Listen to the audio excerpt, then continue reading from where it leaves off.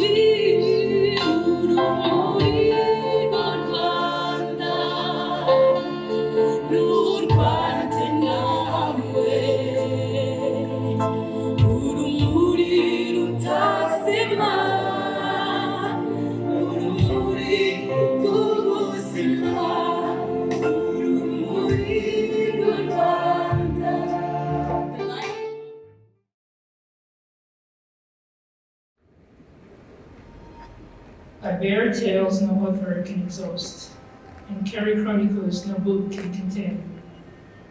Look me straight in the eye, you'll be met by a blend of grief and gaiety, misery and marvel, pain and pride. If confusion overtakes you and you wonder how a being so compact can house emotions so complex, I'll simply utter, I contain multitudes, and I am more than meets the eye. Look me straight in the eye.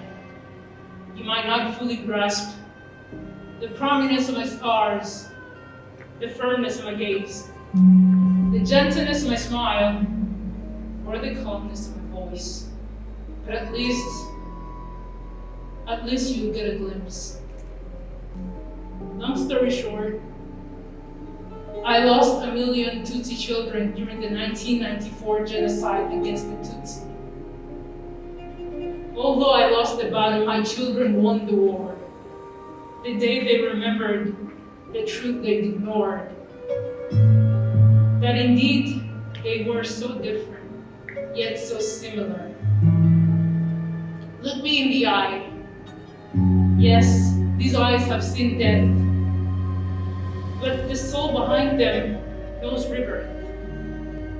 Because against all odds, I revived. Against all odds, I rebuked. And yes, against all I renew. Thank you.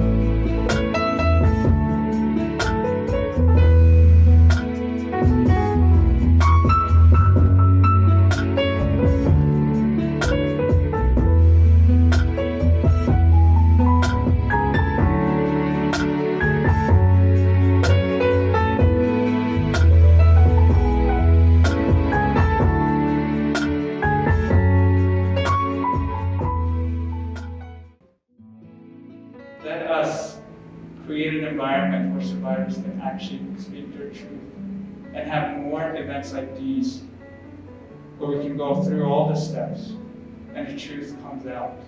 Because this is not just for Rwanda's healing, but it's a healing of humanity, like the song was talking about. Now to conclude, I will leave you all with this.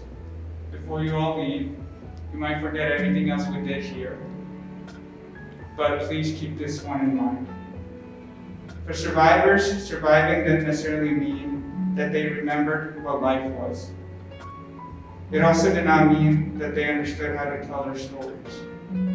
Unfortunately, while they were relearning how to breathe, the persecutors had a lot of blood to wash over their hands. Don't be deceived by their clean hands. Listen to survivors. They're ready now.